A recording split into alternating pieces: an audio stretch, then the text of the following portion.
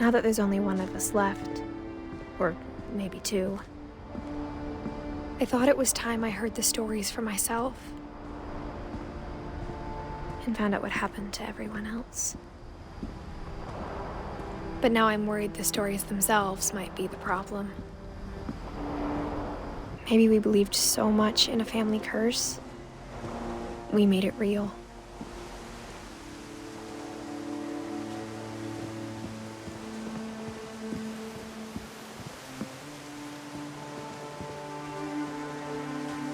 I don't know if I should even be writing this.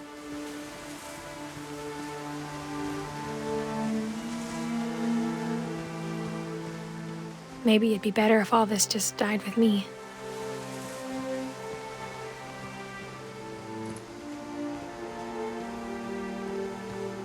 But I thought you should know about your family.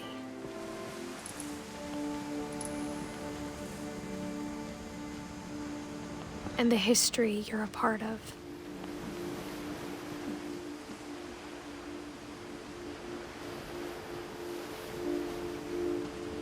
Though to be honest, I feel as lost as you probably do right now.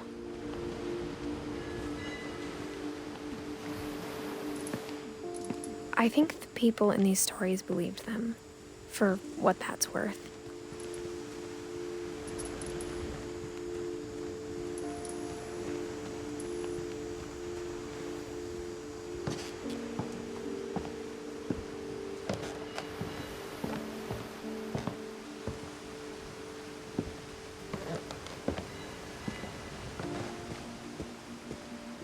And when you look at the house, that history of imagination and stubbornness and madness, any of it seems possible.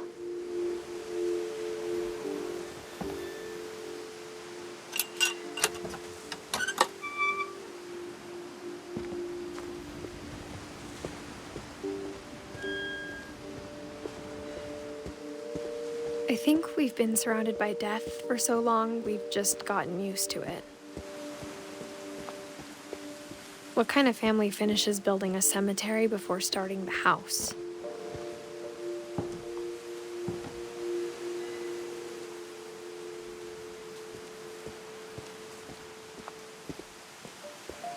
It's embarrassing for me to admit this, but the pet cemetery made me more uncomfortable than the human one. 3 of the gerbils are mine, and 2 had been my fault.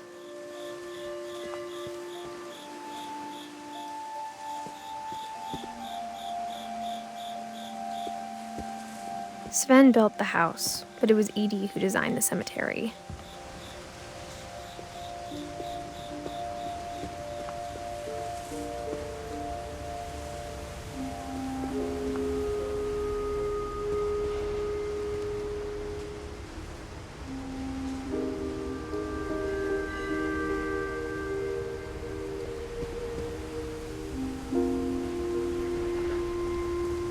I'm sure Odin's monument had been Edie's idea. My mom was always trying to move on, but for Edie, the past never went away.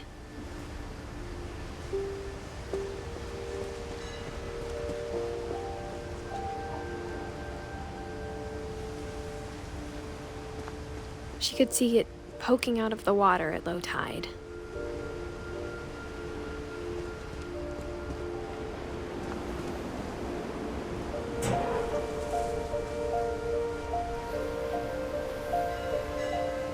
Edie said she dreamed about the old house every night.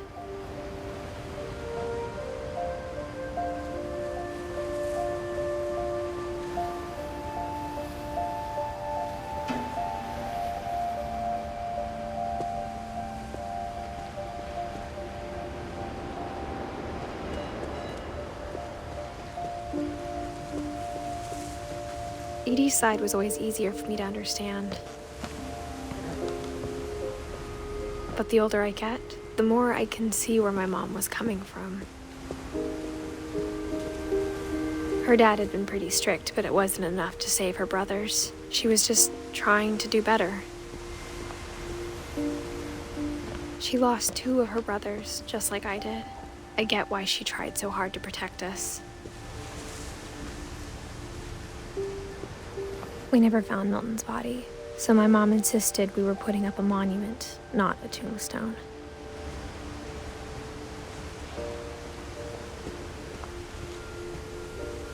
There's so many things I wish I could ask my mom now. Part of me thinks this is what she wanted all along.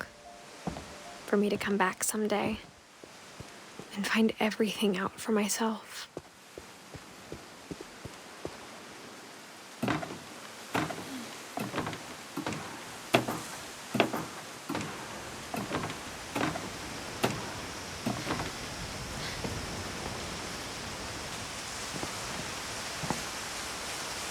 But looking back on it now, if she told me there was going to be so much climbing, I never would have come when I was 22 weeks pregnant.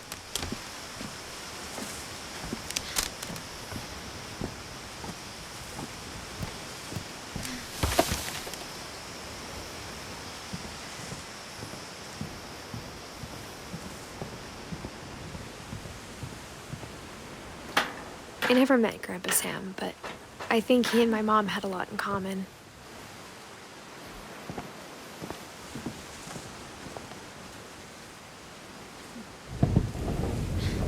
They were both pretty intense.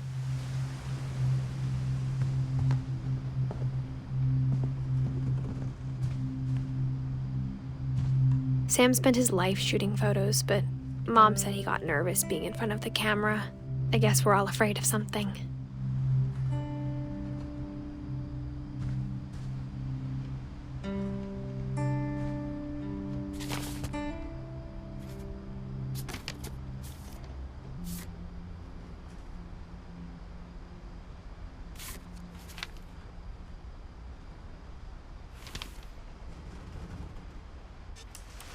Dawn, I promise, you'll never forget this weekend. Yes, sir. These memories are gonna last a lifetime. Am I gonna have to shoot anything? It's a hunting trip, Dawn. Shooting is strongly encouraged. Shouldn't we be leaving? Just want to get a shot of you, Dawn, then we can take off. What? Perfect. It's gonna rain the whole weekend, isn't it?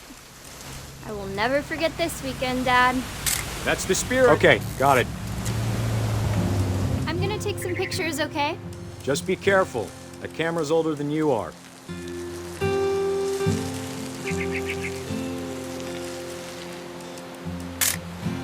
Aw. You're right, Dad. It's starting to clear up. Still freezing, though.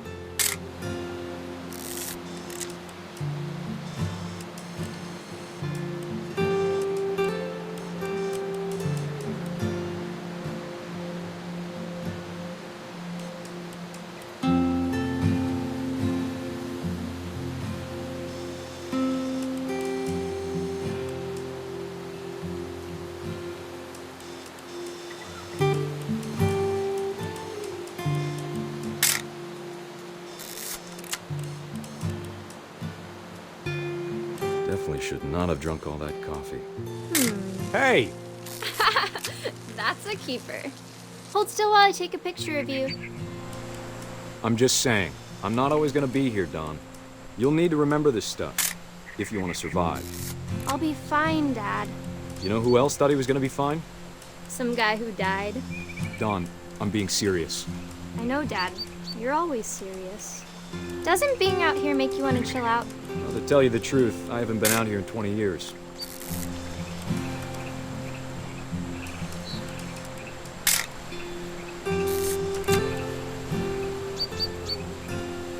Last time I was with my brother Calvin. Man, that was a great trip.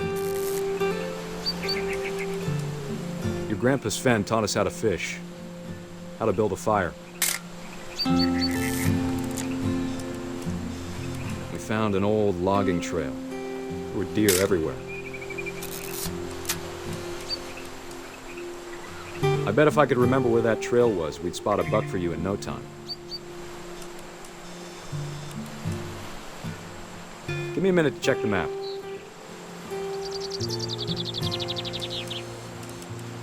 Dad, Good eyes, Don.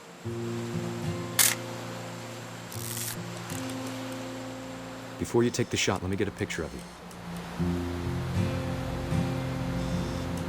Dad, I... Just breathe. Let me get behind you. Do I have to do this? Don, you don't have to do anything. Great shot, Don!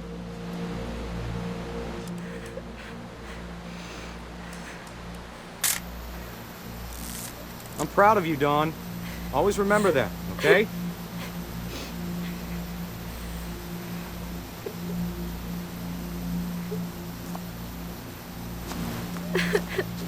Sorry, Don. Just gotta reset the timer.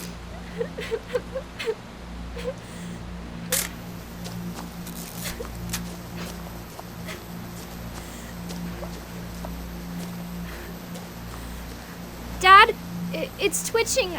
I think That's it's totally so- normal, Don. Just focus on the camera. Try not to think about... Dad!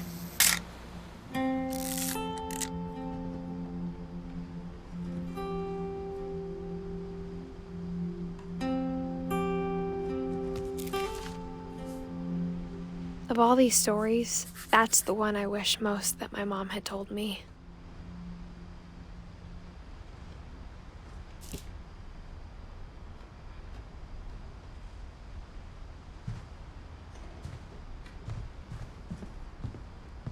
Instead of hiding from death, Sam seemed to go out of his way to meet it.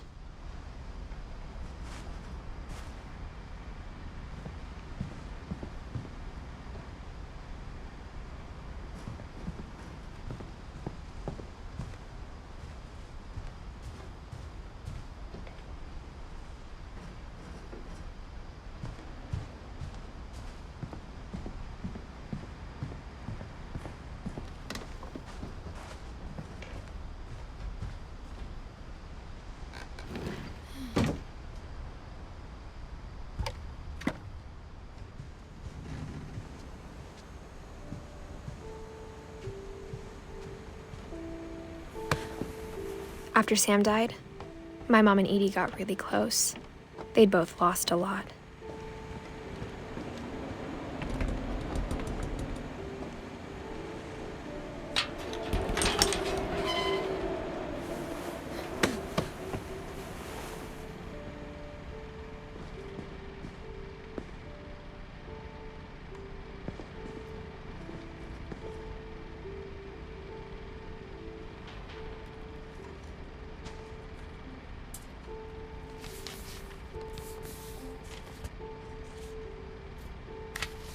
Dear Kay, do you remember the way Gregory used to laugh when he thought he was alone? Like something funny was happening, but only he could see it.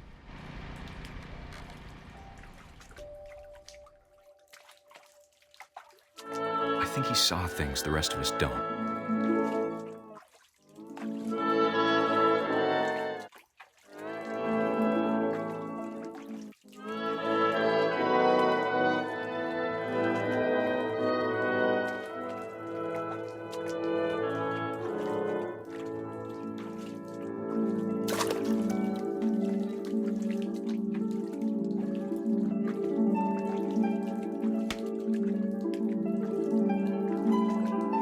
Bath time's over, Gregory. It's time to... Hold on, sweetie. Hello? Sam, I told you I don't want to talk right now. I wonder what he saw. What his world was like.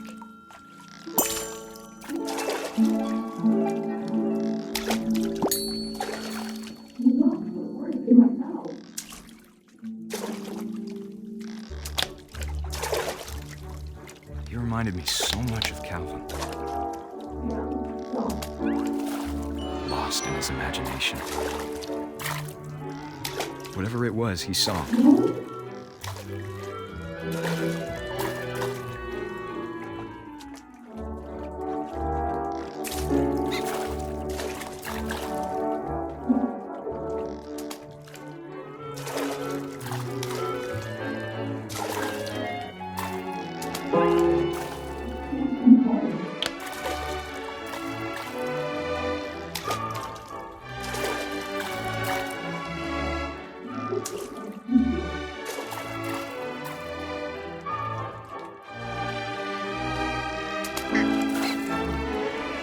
sure made him happy.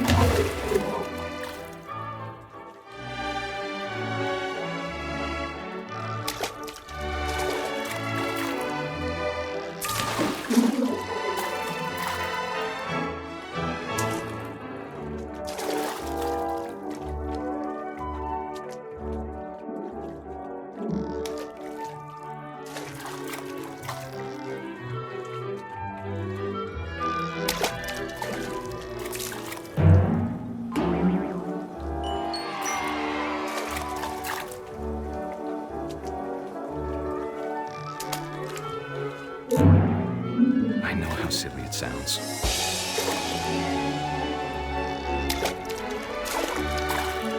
But I worried about a baby being too happy. But I could feel him slipping away. Sorry about that, Gregory. I know you did everything you could. Maybe if I hadn't called that night. Damn it. I wish you No, could I have don't told want to us sugar. about the world he saw.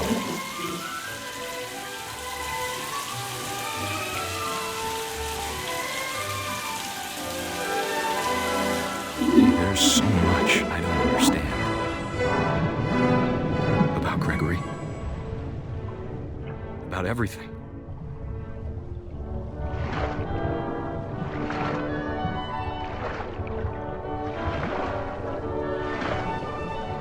But I know what happened wasn't your fault.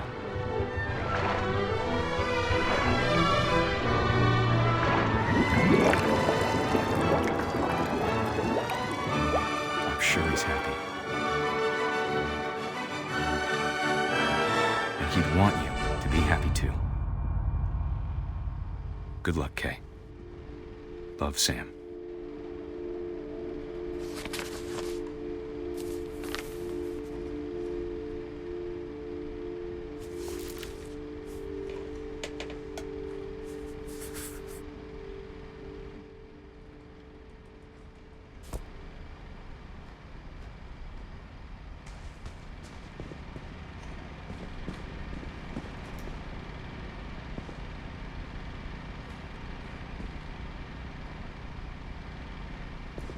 I can't imagine my mom ever writing poetry, and yet...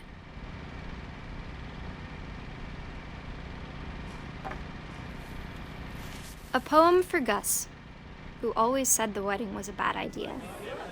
Our father never hit us kids, at least not very hard, before the day my brother said with teenage disregard that he'd be dead before he'd see a wedding in our yard.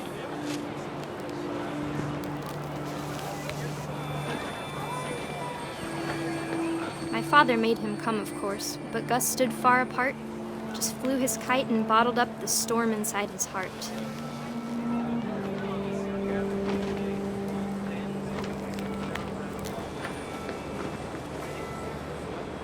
I tried to talk him out of it, but though he'd never met her, "We don't need a stepmom," were the words that I now remember. pronounce you husband and wife. You may kiss the bride.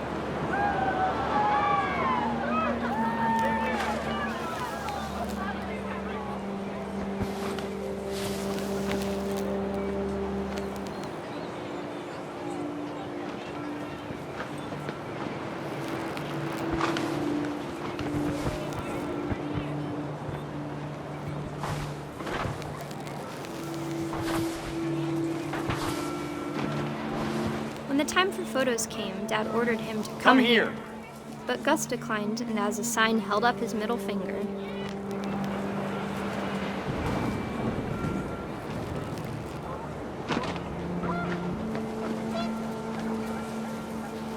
The wind picked up, and panicked geese appeared and quickly went. But all the humans did that day was go inside the tent.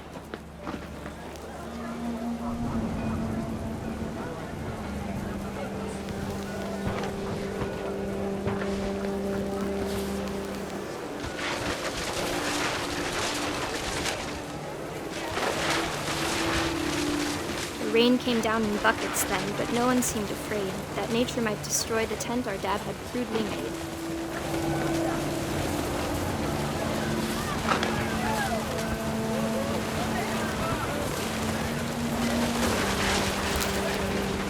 thunder sounded much too close and full of angry power. But all my father said to this was, "Make the music louder."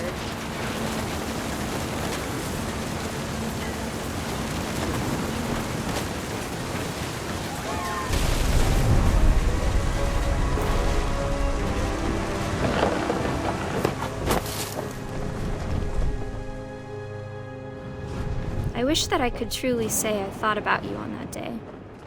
Out there on the beach alone, just you, the wind, the sea, and foam. But I didn't, until we found you.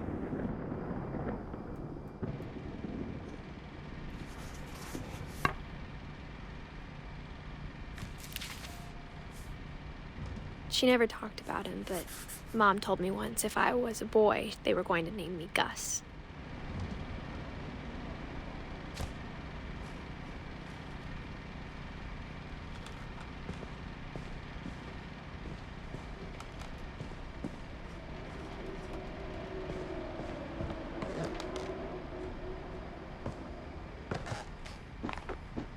My mom moved up to the loft after her brothers died. At the time, it was as far away as she could get.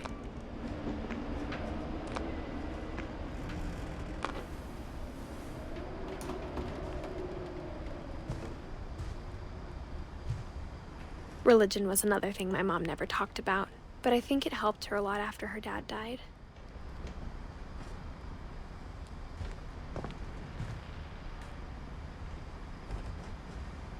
She spent a summer building houses in Calcutta, where she met my dad, Sanjay.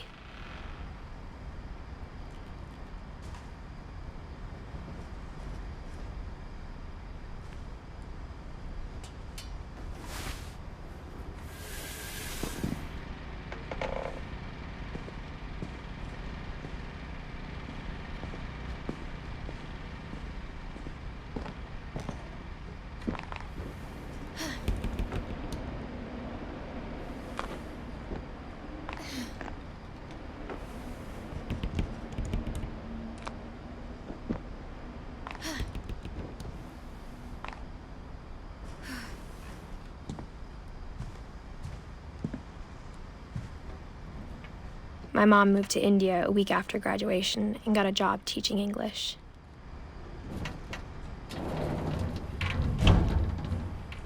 Louis was born a year later.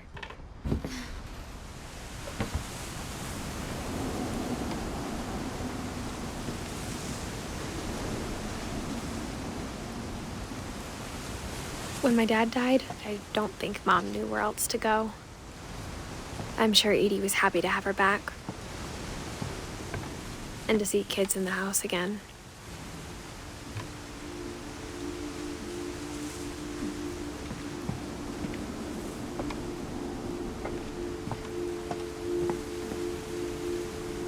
The house had to get a little bigger, but Edie was used to that.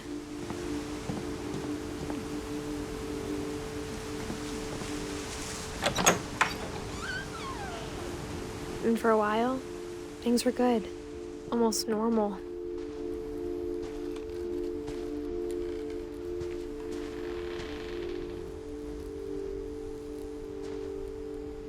But it didn't last.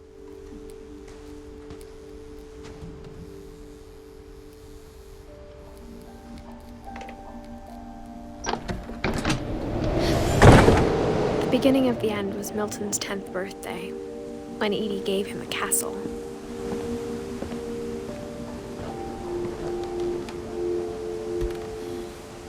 After Milton disappeared, the only thing he left behind was a room full of paintings.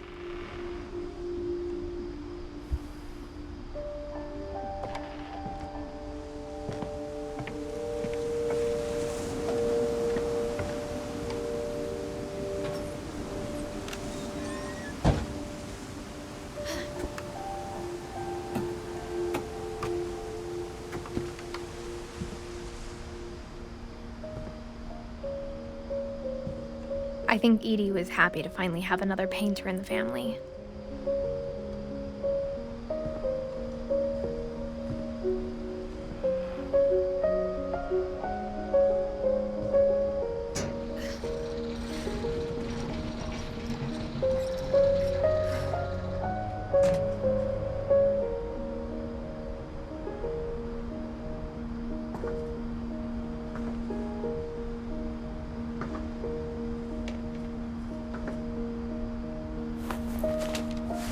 Milton Finch in The Magic Paintbrush.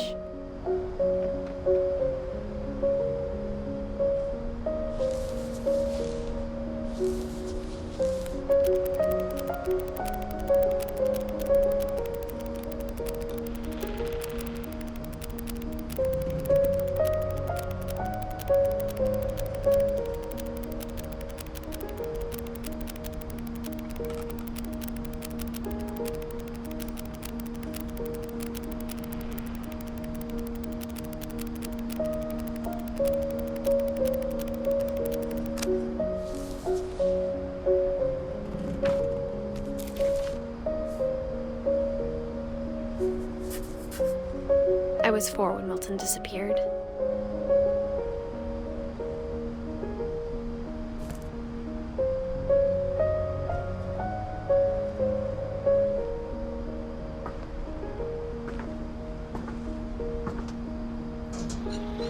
Mom spent months searching for my brother. Then she sealed the doors.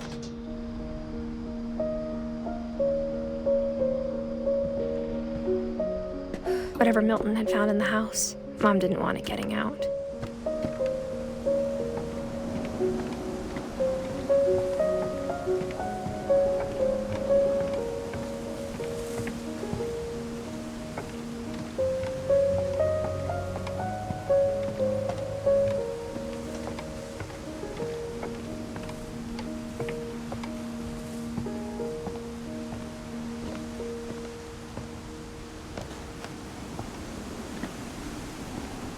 Mom definitely blamed Edie, but I think Lewis blamed himself. After he graduated, he just spent more and more time in his room, until Mom got him a job at the cannery.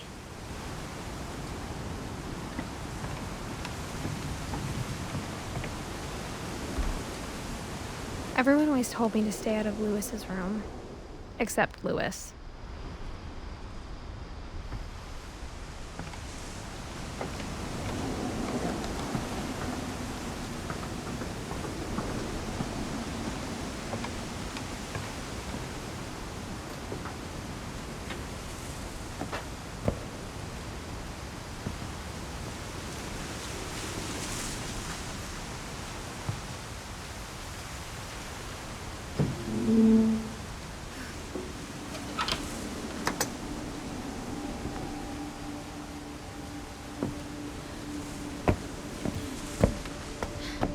Lewis's room smelled very, very familiar.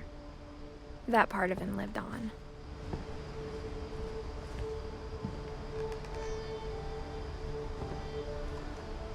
He was so proud of being Indian. I think for him, it was a way to be something other than just a Finch.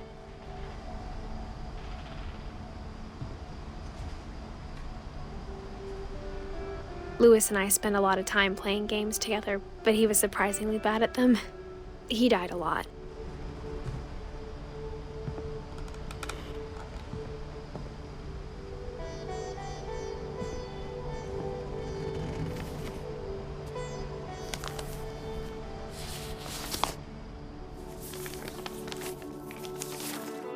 Dear Mrs. Finch, as Lewis's psychiatrist, I can understand your desire for an explanation.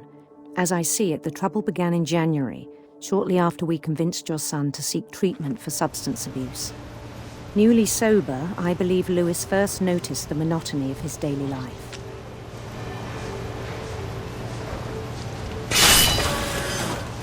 He kept working at the cannery. But he withdrew part of himself. In our sessions, I saw the same behavior. His mind began to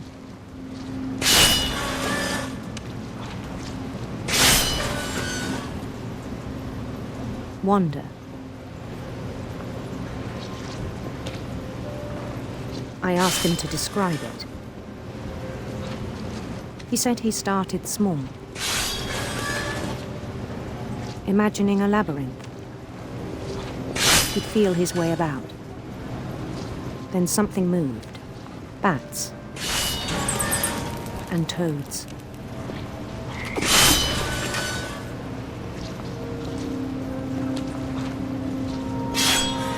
things that have not names. He knew it was all in his head.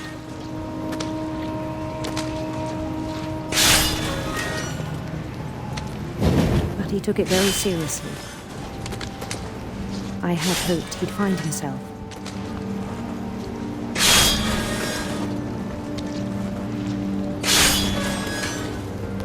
But he found something more. I worried about him then, daydreaming at the cannery. I spoke with his boss, but he said Lewis had become a model employee. Methodical, tireless, focused. Like a whole new Lewis. So I let him go on.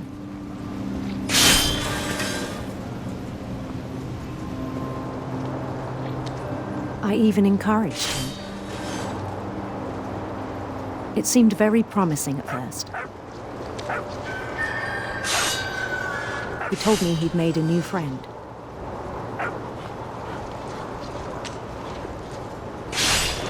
On the edge of a city he named Lewis Topia. He built the city up slowly, brick by brick. Then he made musicians.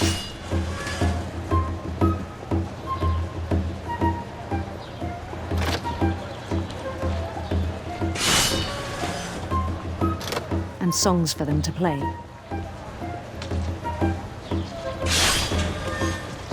He talked about starting a band. And he was always humming something. Every day his imagination grew stronger.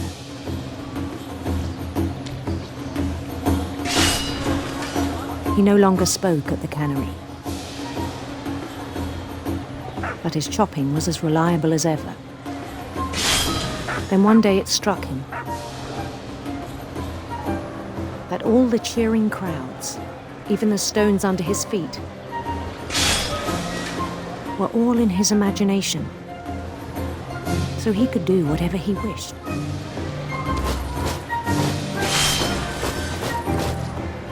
He held an election for mayor, and he won. They begged him to stay, but his mind was already wandering. It became a game for him.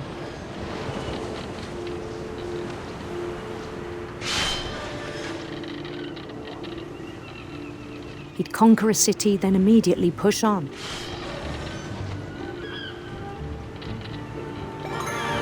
New Louisville.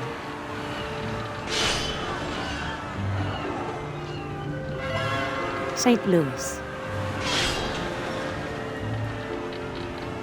He started drifting away from our reality.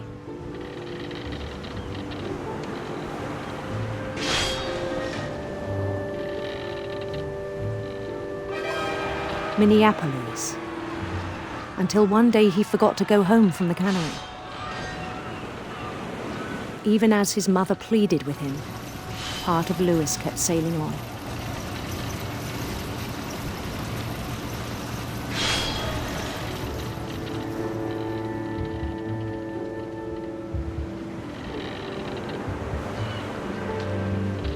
In Lewisburg, he heard rumors of a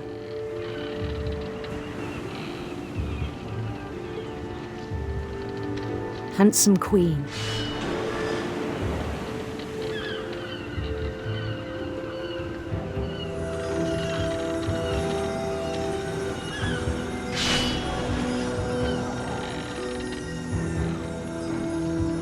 The queen was on her own quest for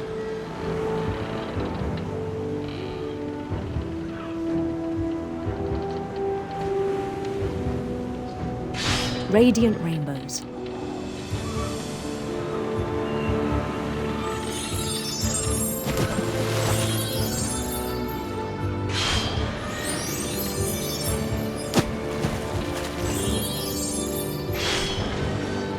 He followed the sound of her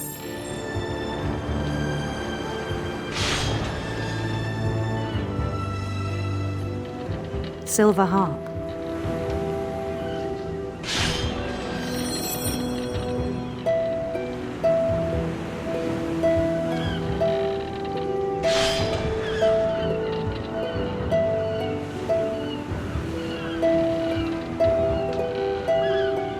His chase led him to a golden palace east of the sun and west of the moon.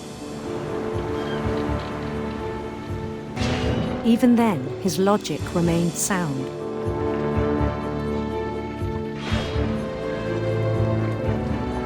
He knew the world was all in his imagination.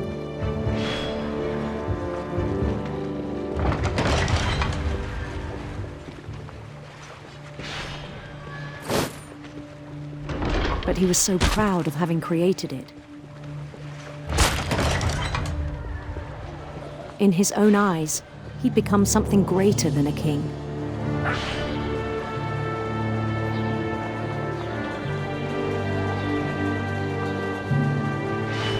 For someone who'd never known success in the real world, I think it was overwhelming. And then it struck him that the real Lewis was not the one chopping salmon, but the one climbing the steps of a golden palace.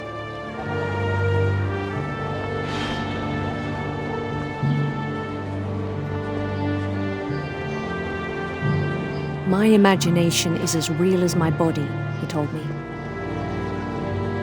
It was hard to argue with him.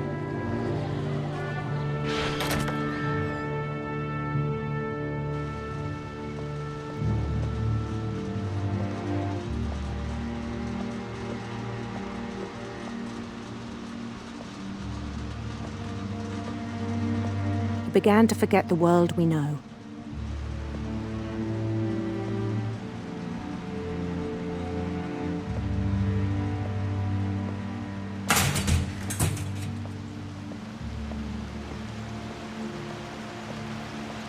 I think it pained him to remember Lewis, the cannery worker.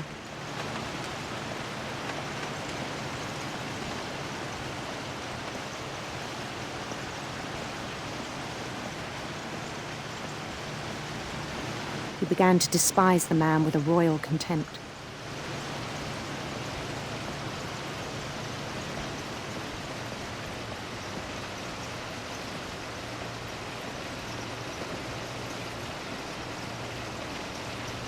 I still thought I could save him. Even after he said he was being crowned king over all the lands of wonder.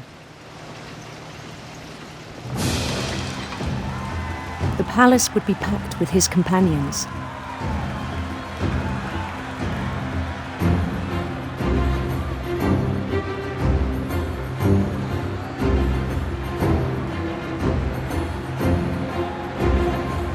Including the wise Calico who'd insisted on inviting him.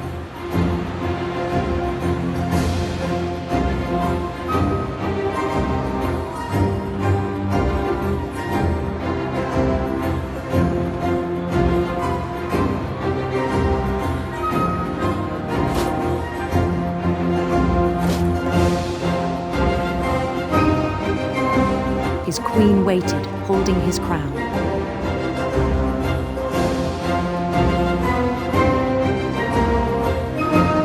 There was only one thing left to do.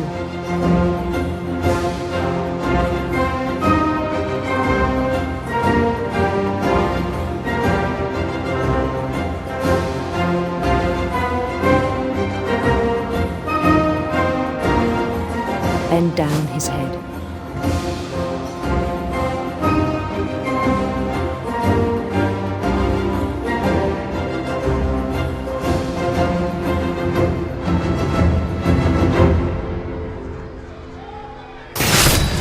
The rest I think you know.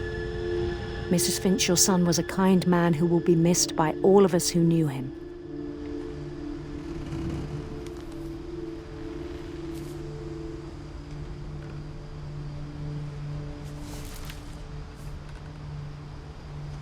My brother was really cool. I wish you could have met him.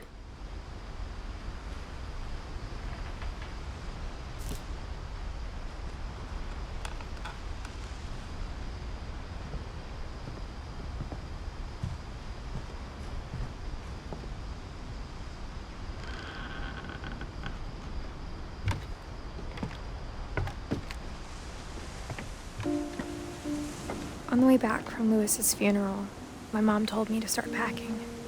She waited until the day before we left to tell Edie. I'm not sure if she wanted to make it easier or harder.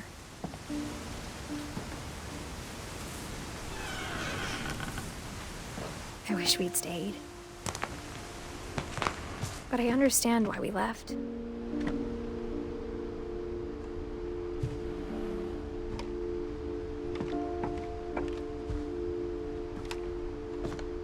My mom ended up leaving everything behind.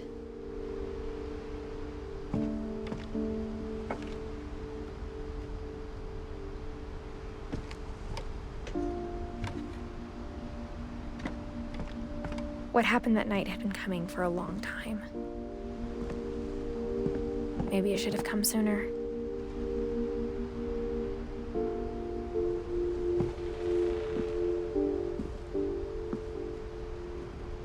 But it had to end one way or another. All that's left now is to tell you about that last night.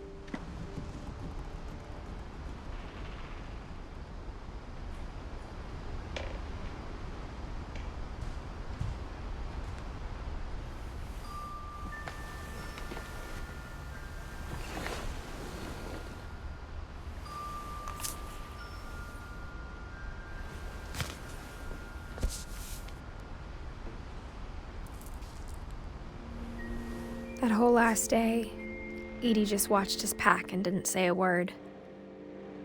Until supper, when she raised her glass and said, "To our final night together, and all our final nights apart." Grandma, you know what I said about alcohol. Some of your medications are very Edith, specific. I left a present for you in the hallway. Why don't you go open it? The grown-ups have to argue now. I'm sorry, you're right. We're all leaving tomorrow. Let's just enjoy our last... I'm not leaving. Edith, you're excused.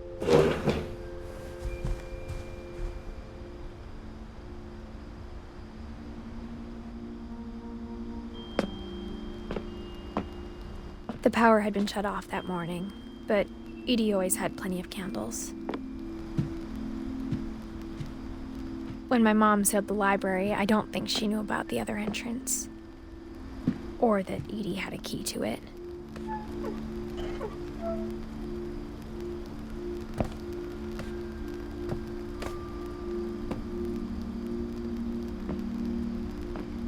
That thing you're afraid of isn't going to end when you leave the house. Edith has a right to know these stories. My children are dead because of your stories. I think it's best if Edith and I leave tonight.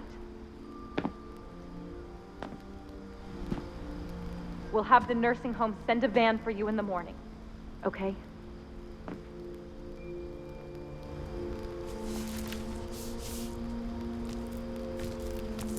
Dear Edith, there's so many stories I wish I could tell you.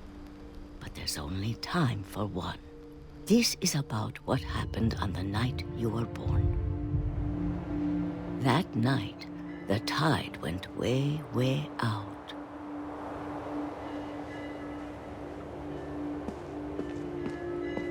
It was the first and last time I ever saw the old house aground. There'd been an earthquake out in the middle of the ocean.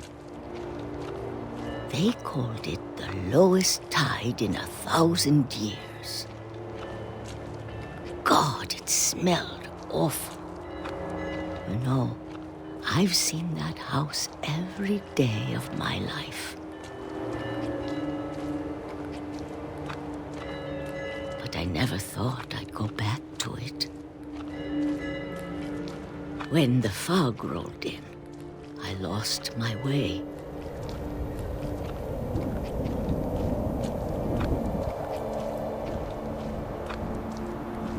I got turned around.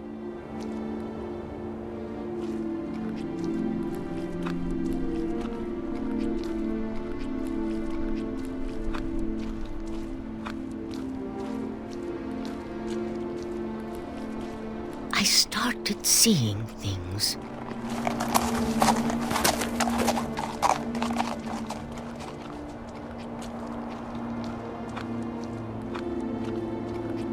things I'd forgotten had ever existed.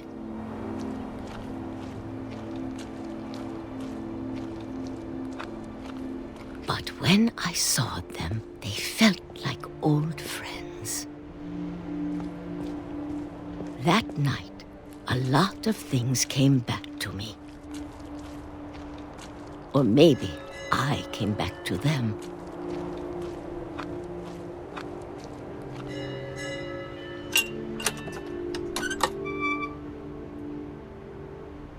Things I can't explain, but that I need you to try and... Edith, what are you doing in here? It's mine. Edith! Mom, you're gonna rip it! Let go! I kicked and screamed, but Mom dragged me to the car. I never saw Great-Grandma Edie again.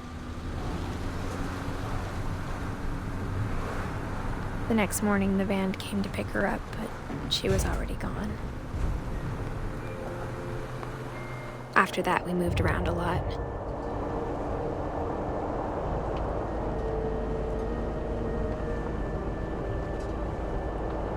We both tried to make the best of it.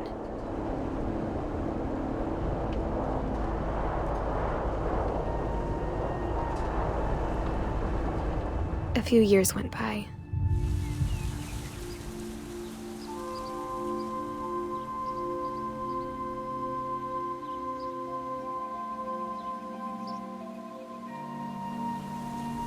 My mom didn't like to talk about it, but she started getting sick a lot. The rest happened pretty quickly. She got better for a while, and then she didn't.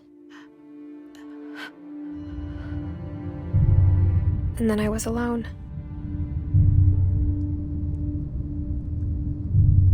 The last Finch left alive.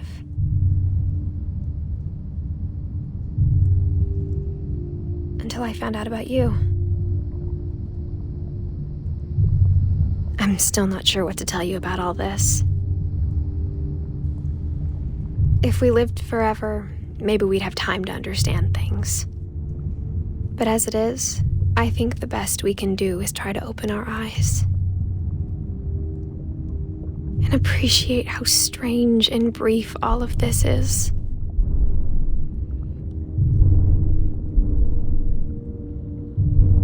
This journal was supposed to be for you. But now I hope you'll never see it. I just want to meet you and tell you all these stories myself. But I guess if you're reading this now, things didn't work out that way.